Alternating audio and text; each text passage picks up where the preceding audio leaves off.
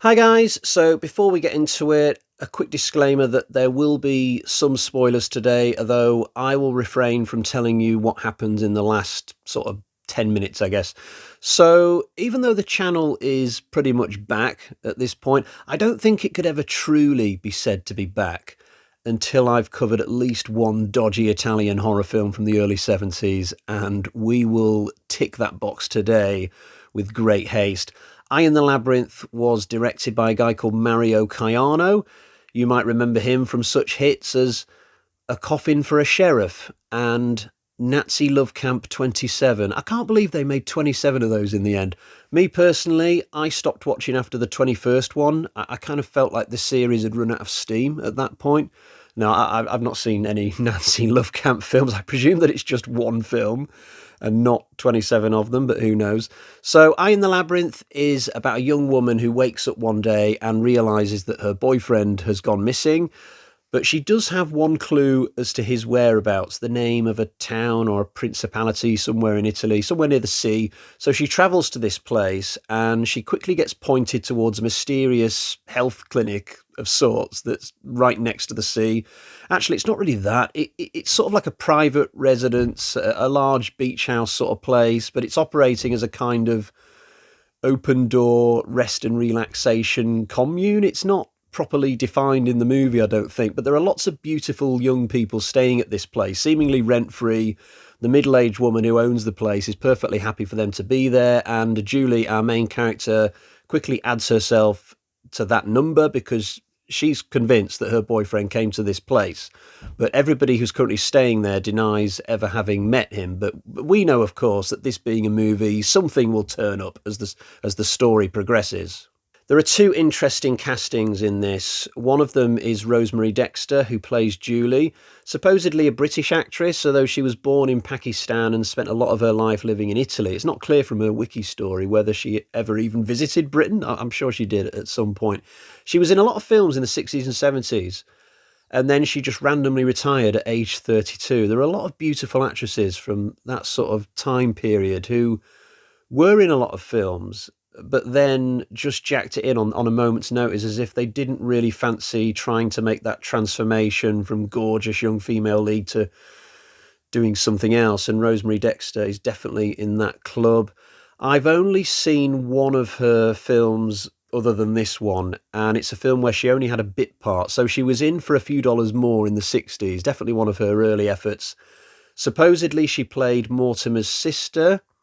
Now, if memory serves me, that character is only in one scene in the movie, a flashback where she gets shot in her bed. So before watching this film this week, my only previous experience of Rosemary Dexter, therefore, is just watching her get shot in one scene. But it was nice to see her take on a more full-blooded role, shall we say. The other actor I wanted to talk about briefly is Adolfo Celi. Now, he is better known for playing Largo in Thunderball. I've seen that movie about 25 times, but I don't think I've seen Celi, if that's the right way to pronounce it, in anything else ever. It was weird just seeing him with both of his eyes in this movie, to be honest. He's playing a character who is kind of an ally to Julie. She's one of the first people she bumps into when she goes to the strange town by the sea. And we're not sure throughout this whether she can trust him or not. He's a little bit wee, a little bit woo, a little bit can't quite trust him. And he's got some really odd ways about him. Most notably, he tries it on with Julie every now and again, literally forces kisses on her.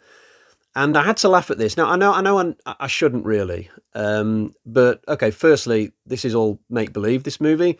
And secondly, this guy is clearly in his 50s, whereas Julie is in her 20s. So it's so ridiculous that he would think that she'd go for him that I just had to laugh, even though obviously it's a completely despicable thing, just throwing yourself on a woman, pushing her down and trying to kiss her and that kind of game.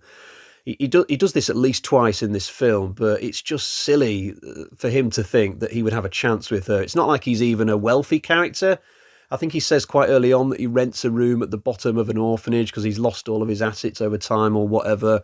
But once you've got the whole crux of the story in this film, you realise that both Julie and Celi's character are definitely the two most complex and best written characters in the movie, certainly.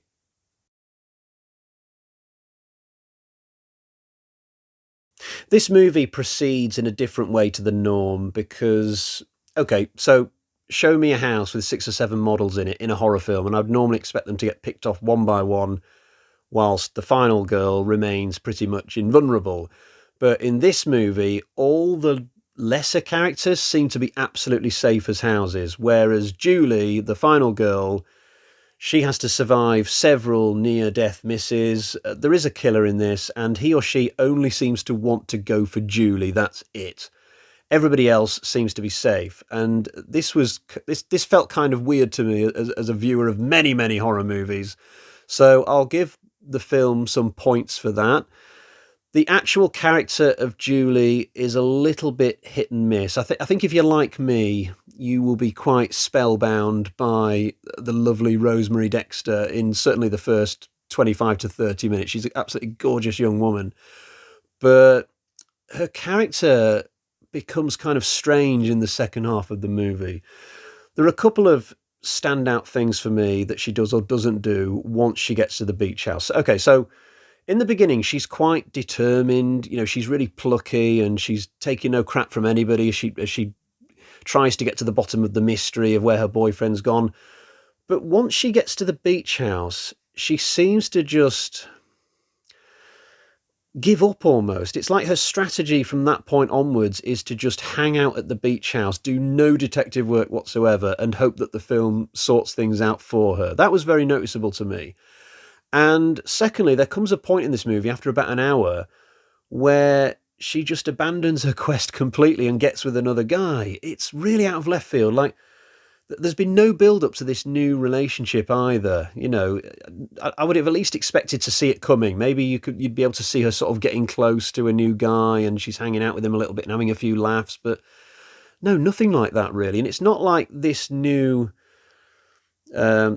dalliance with another guy is the result of a couple of drinks, and you know she's been missing intimacy over the last few weeks, so she just gets with someone. It's not like that either. It's literally just it's like she just has a new boyfriend out of the blue. Like you see her and this guy hanging out by the beach, having a kiss on the lips, and they're very much a new couple. And it's like, how did we get to this? The whole movie is about her finding her boyfriend. It's so weird. Her boyfriend though is a bit of a twat. Like, you'll assume at first that he's a sensible guy, and he would therefore be a good match for the sensible seeming Julie. But we find out through a couple of flashbacks later on that no, he was not a very nice guy, and this is despite the fact that he was a psychiatrist for a career supposedly. So you would assume that he's quite an upstanding citizen, a very sensible person, but not judging by the content of these flashbacks. So in one of them, we see him in a kind of after dinner game that he's playing with the other housemates. Obviously, this was way before Julie turned up at the house, but he's really taken the mickey out of all these housemates in a really nasty sort of way. And you can tell that they don't like it. It's not exactly a good way to make friends and influence people. And then even worse, we see another flashback where he's at the beach and he finds out that one of the housemates is trans, and he just starts laughing at them in a really nasty way. Like he's almost like the Joker. He's like, he like really exaggerated facial expressions, and I'm like, come on, you don't do that to a trans person, like in their face. Just laugh yourself silly. I know this is the early 70s, but come on, mate.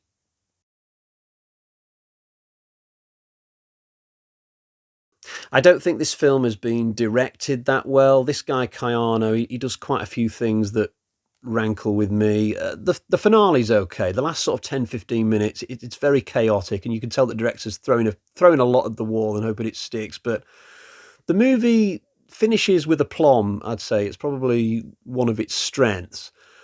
But the more staggered part of the movie, i.e., most of it, there are some problems with the way that this film gets directed. So, firstly, one of the near death scenes that Julie has involves her getting trapped in a garage, and somebody has set a trap for her where some gas is going to come out of the exhaust pipe and choke her to death if she can't get out. Now, this should have been a really frenetic, exciting scene. You could have had Julie running around the car in panic and trying to smash the windows in, and You could have had the camera spinning around really fast to show her panic, and maybe insert some dramatic music. Oh, the music in this film is so bad. It's all like saxophones and trombones, stuff that just does not fit the horror genre. But a lot of early 70s films suffer from this, to be fair. But yeah, there's a lot that you could have done with this scene in the garage. But instead, the director just plonks a camera next to the exhaust pipe and has it focused on Julie in this one static shot. And we just see her like looking sleepy very quickly, and she's trying to shove a rag into the exhaust to block it up, presumably. And you could have done so much more than this. This is the most basic way possible of directing this scene, and it just does not make it very exciting. And the director loves to do zoom in shots. Like so many times throughout this movie, we'll have a zoom in for like no reason. Oh, guy has entered the scene. Let's have a zoom in on him. Oh, the pull boy probably knows more than he's letting on. Let's have a zoom in on him. And oh, a pair of breasts. Let's have another zoom in. And constantly with the zoom ins, I can just imagine him directing that Nazi love camp film and having lots of zoom ins because he feels like the content is so unmissable. Although, weirdly enough, the best scene in this movie does have a lot of zoom-ins. It's a really funny scene. So, the morning after one of Julie's near-death experiences, she wanders out onto the patio and all the housemates are lounging around on sunbeds. And Julie's got a smile on her face because she knows that at least one of this number is going to be totally shocked to see her up and at 'em and still alive. But actually, they all looked kind of shocked when she turns up because it's probably the first time they've ever seen her smile. But just as she enters the scene, they all turn towards her one by one, but in the exact order in which they're lined up on these sunbeds. And every time somebody turns, there's a zoom in on them. It's the most choreographed thing you will ever see a director do. And I was just laughing my head off. But somehow I still loved the scene. It reminded me of Casino Royale when Daniel Craig gets poisoned. And then he wanders back in and Le Chiffre is absolutely shocked to see him. And Craig says something like, "That last hand almost killed me." Yeah, this scene with the sunbeds, it's basically just like that. So to move towards summing up, I guess I still kind of liked this film, even though I spent a lot of time tickling the ribs of it. I don't think it's a story that would stand up very well if you watched it like 2 or 3 times and really tried to go deep with it. And certainly there are lots of character inconsistencies here. Some of them I've already pointed out, but it's still kind of enjoyable if you're into giallo films or films that could pass as giallo. And you know what? I'm going to finish with a positive and mention the Trident gun, which is just absolutely brilliant. It doesn't make any sense, but it's brilliant. So Julie's by the water. She's looking out to sea. And somebody goes past in a speedboat and they've got a Trident gun. I've never seen this kind of gun ever in my life, I don't think. Somebody tries to fire it and kill Julie, but just misses her. You see the Tridents like hit the rocks next to her. And it's like, what? Who would come up with a plan like this to try and assassinate somebody? It's clearly not going to work. You've got to come up with something better than that, or something that's going to give you a more guaranteed way of hitting the target, surely. But it's fun, though. I mean, when it happens, I was just taken aback that somebody would even attempt to kill somebody that way.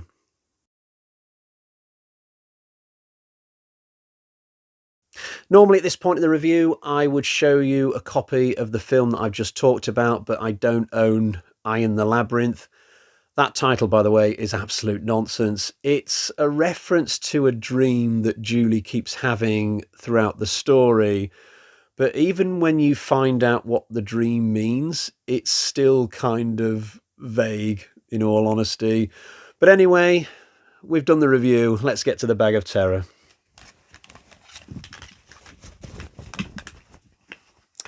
So we've got 1, 2, and 3 Michael Myers carving knives out of 5. I did enjoy this film. It's very flawed, but if you're into these sorts of movies, I think you'll have a decent enough time out of it.